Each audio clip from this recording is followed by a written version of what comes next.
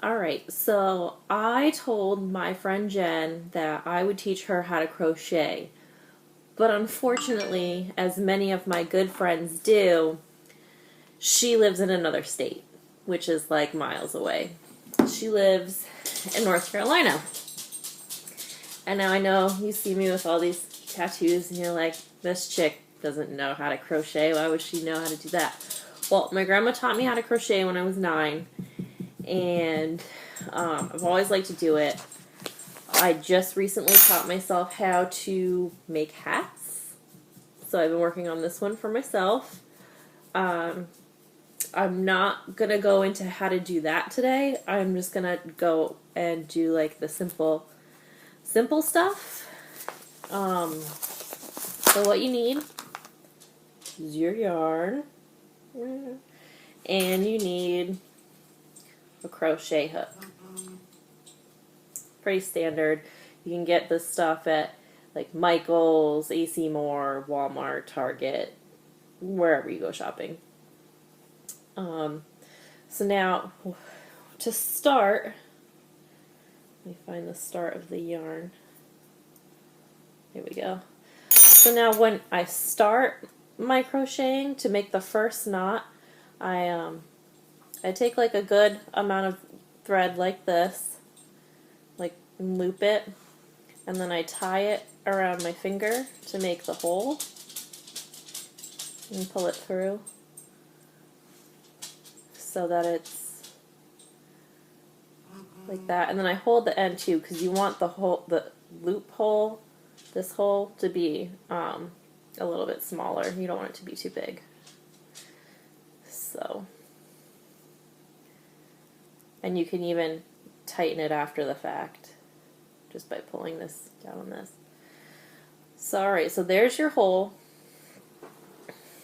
And now what you're going to do is you're going to take your needle, and what I like to do is with this extra piece of thread right here, I like to use that to hold it between my pointer and my thumb, and then the thread that's connected to the rest of the yarn I like to keep wrapped around my finger like this. So how you start is you're going to put your crochet hook through the hole.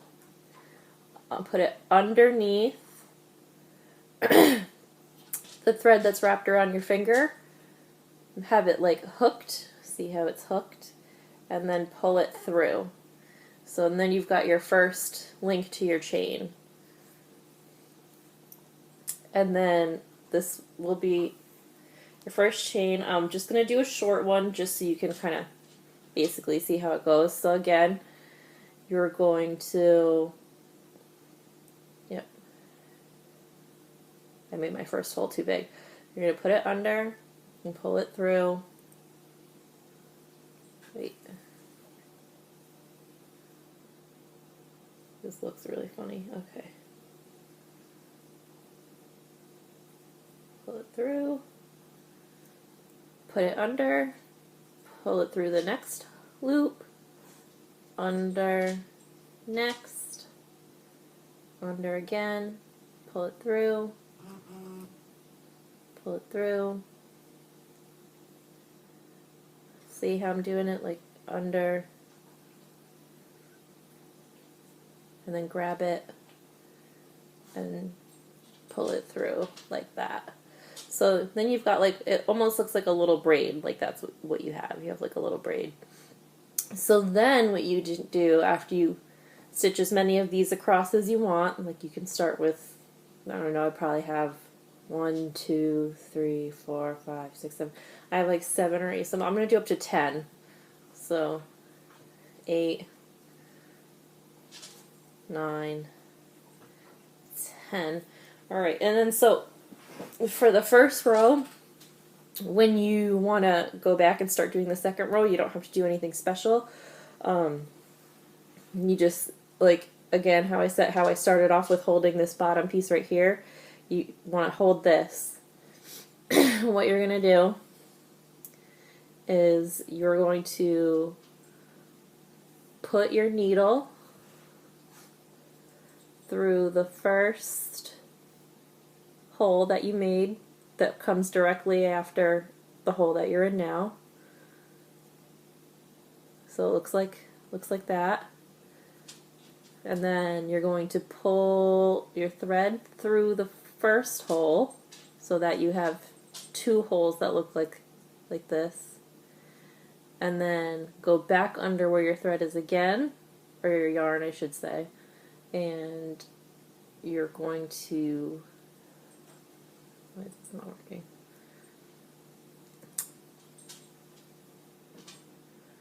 Alright, so alright. Go through one, pull through, and pull through again. It's supposed to go through both, but for whatever reason it's not doing it, so I'll just make it do it. Okay. So then you do that again. You go through the next hole down, like that. Pull your thread through, loop it underneath again, and pull through the two holes, and you've got your next stitch going right there. So then what you want to do is basically the same thing. I'm not the best teacher in the world, sorry Jen. So go on through the next loop, pull it under, pull it through the first, so then you have two loops that look like this, and then you're going to go under again and pull it through both. Does that make more sense? Okay, so you're going to put it through the bottom stitch, pull the thread through that hole, so you have two holes, loop it again, and then pull through both loops. So I'll do it again for you, a little closer to the actual lens of my camera so you can see. Kind of like that. Actually, let me flip this around and you can see. Alright, this is so you can see it from my point of view. I already did the first row and back, so I'm going to show you again just from my side so you can see. Alright, so I'm going to hold on to this. I'm going to take my thread around my finger like I have been. I'm going to go through the first stitch here, pull through, and then pull through both loops like that. A little bit more of the thread, yarn, whatever. And I'm going to do it again just so you can see. Sorry, my big old hand's in the way. Okay, so pull it through and pull it through like that.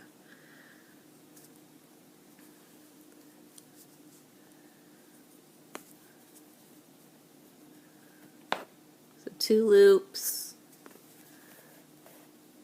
and then you pull it through. It's very hard to do this and videotape and make sure everything's in the same screen at the same time.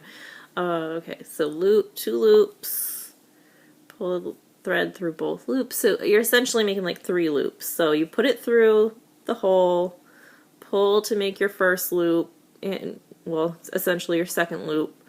And then when you go through again, that makes your third loop and combines them all into like one loop. So that's the easiest stitch you can do. It's a pretty basic one. It's the one my grandma first taught me how to do. And the trickiest part is honestly keeping your rows straight and keeping them from turning into a pyramid, which is almost why I like making the hats better, because if you make a mistake or fuck up, it's way less noticeable. So again, like that, and we'll go all the way to the end again over here so I can show you how to do that again. So alright, so there's my last stitch. I'm going to flip it over to start on the row on the way back, but before I start, remember you have to do the single loop to add an extra chain. And you add the extra chain so that hopefully your scarf doesn't end up looking like a pyramid and all the rows keep getting smaller and smaller and smaller, but sometimes that still never fails to happen because you miss a stitch here or there. So after you do your little loop in your chain, you just go back and start again and start doing your second row. So see, it's already coming out like a little scarf, and maybe I'll finish it and put it on Barrett, or maybe I'll send it to you and it can be Alex's scarf. But yeah, so if you want, I can show you a couple more stitches just to do the other row so you can see kind of what it ends up coming out looking like. And in the next video I do for you, I'll show you how to do the hat when you're ready. The hat's really easy. I watched a couple different YouTube videos on how to do the hat, and it actually taught me how to do a couple different stitches too, which was interesting that I never knew how to do. But yeah, so just a little pro disclaimer, I do not know how to knit. Don't ever ask me how to knit. I could not tell you how to knit. I tried to learn how to knit after I learned how to crochet, and that just was not an option. I can't figure it out. I don't understand the point of knitting needles. I don't get how they work. I just can't do it. But crocheting, it's pretty easy. It's just all about grabbing the yarn with the hook and pulling it through the loop and hoping that your rows come out even, and I mean that's pretty much about it. So here we go again. I'm almost done with this row.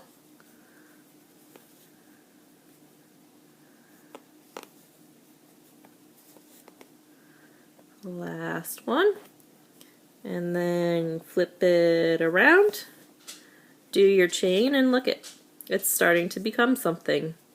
So this is the first 4 rows, and that's what it looks like, and if I keep going it'll eventually look like a little tiny person scarf. But yeah, so if you have any questions, feel free to ask. I will try to answer them the best I can. If you can't understand my way of teaching, I will find another video to teach you better than I can, because I'm not the greatest teacher in the world. But this should at least like help get you started so you can do mommy things and make Alex nice scarves and blankets and hats and whatever you want. Or for whoever else watches this, you can start doing fun little nitty, do it at home crafts, and maybe teach your 8 or 9-year-old how to do it, because that's when I learned, and they're definitely capable. So have a great day, and thanks for watching. And we'll see you next time when I try and teach you how to do the hat. Hopefully that will go better. Hopefully you get the hang of doing the simple stitching. Bye guys.